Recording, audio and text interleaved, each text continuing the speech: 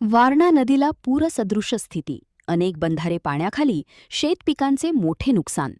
सांगली जिल्ह्यातील वाळवा तालुक्यासह वारणा नदीच्या पाणलोट क्षेत्रात गेल्या 4 दिवसांपासून सुरू असलेल्या मुसळधार पावसामुळे वारणा नदीच्या पाणी पातळीत मोठी वाढ झाली असून नदीला पूरसदृश परिस्थिती निर्माण झाली आहे. चिकुर्डे येथील वारणा नदीवरील छोटा बंधारा पूर्णपणे पाण्याखाली गेला असून सांगली आणि कोल्हापूर जिल्ह्यांना जोडणाऱ्या ऐतवडे खुर्द येथील मुख्य पुलालाही नदीचे पाणी घासून वाहत आहे. त्यामुळे या भागातील वाहतुकीवर परिणाम झाला असून जनजीवन विस्कळीत झाले आहे. वारणा धरणाच्या पाणलोट क्षेत्रातही पावसाचा जोर कायम असल्याने नदी दुथडी भरून वाहत आहे. नदीचे पाणी पात्राबाहेर पडल्याने चिकुर्डे, मांगले आणि परिसरातील अनेक छोटे मोठे बंधारे पाण्याखाली गेले आहेत.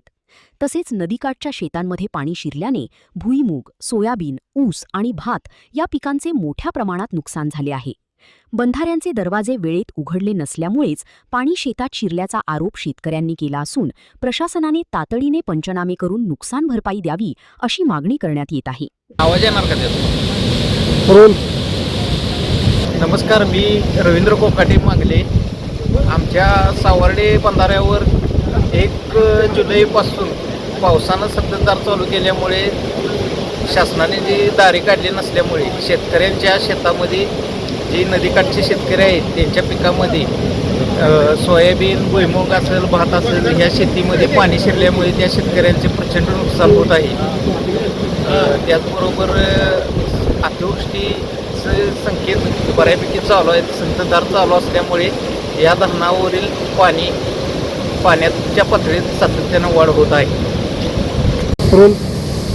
नमस्कार, मी शहाजी भोसले, चिकुर्डे बंधाऱ्याची परिस्थिती तुम्ही आता बघितली. आणि आता आम्ही आलोय मांगले ते बच्चे सावळे दरम्यान जो बंधारा त्याच्यावरती. तर ह्या वर्षी पाटबंधारे खाते यांच्या गलतान कारभारामुळं या दोन्ही बंधाऱ्याच्या फळ्या किंवा बर्गे काढायचं राहिल्यात. त्यामुळं बंधाऱ्याला धोका आहे ते आहेच.